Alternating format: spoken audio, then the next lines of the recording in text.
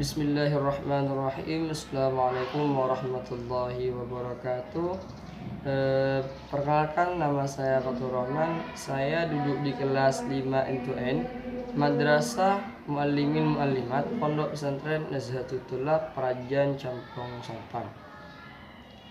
Baik, di video kali ini saya akan menjelaskan beberapa definisi yang mana materi ini diambil dari kitab Al-Khulasoh karangan Al-Alim Al-Allamah Syekh Muhammad Hito.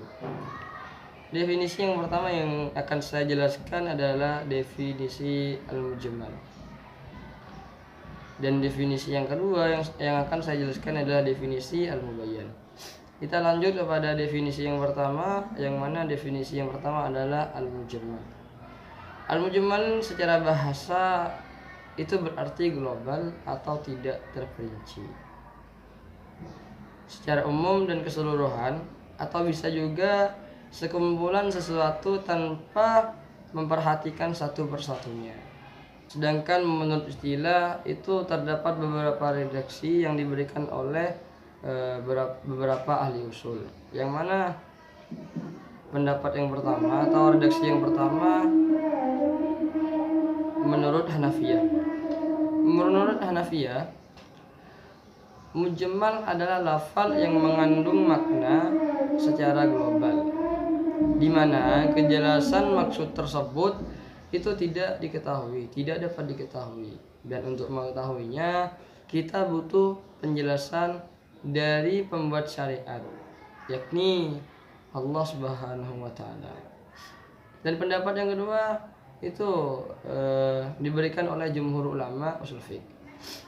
Menurut jumhur ulama usul fiqh, mujmal itu adalah perkataan atau perbuatan yang tidak jelas petunjuknya.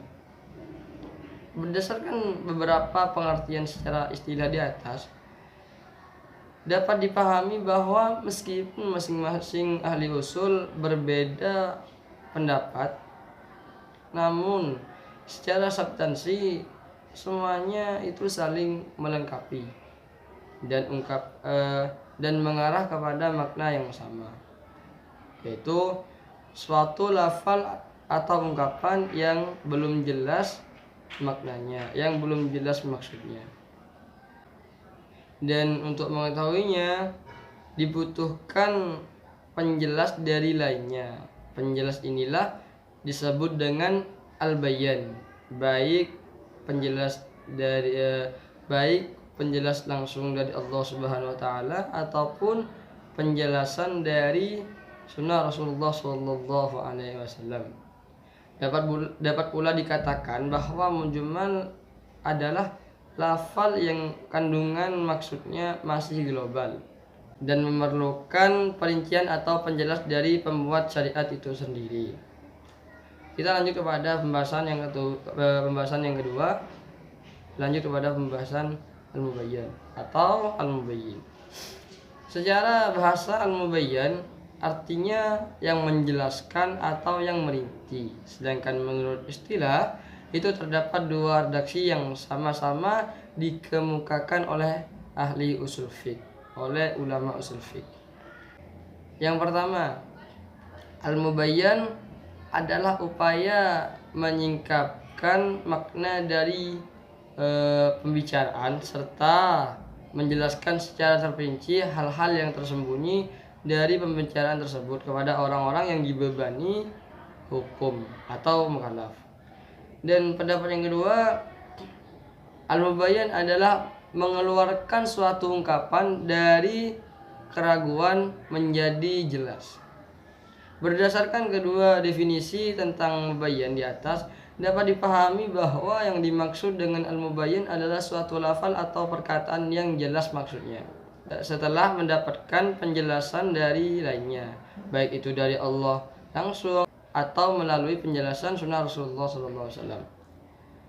Dan mubayyan itu sendiri dapat juga dikatakan bahwa al-mubayyan adalah kesimpulan dari penjelasan al-mujmal, yang mana tanpa al-mubayyan, mujmal itu tidak akan bisa dijelaskan, tidak akan bisa dipahami.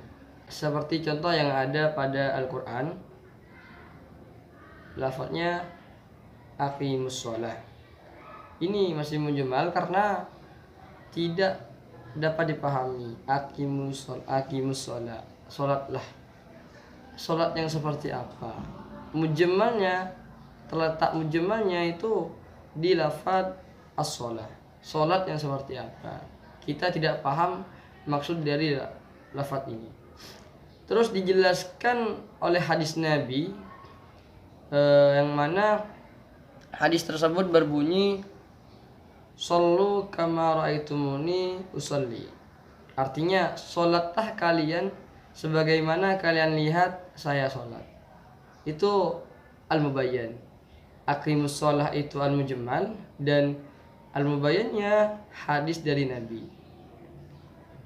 yang mana hadis tersebut menjadi penjelas dari kemujmalan lafadz aqimus sholah. Baik, mungkin hanya ini yang dapat saya jelaskan. Kurang lebihnya mohon maaf. Apabila ada kesalahan mohon dimaafkan. Mungkin ada yang ingin berkomentar, silakan komen di kolom komentar. Mungkin hanya sekian video ini, mudah-mudahan bermanfaat. Akhiran, assalamualaikum warahmatullahi wabarakatuh.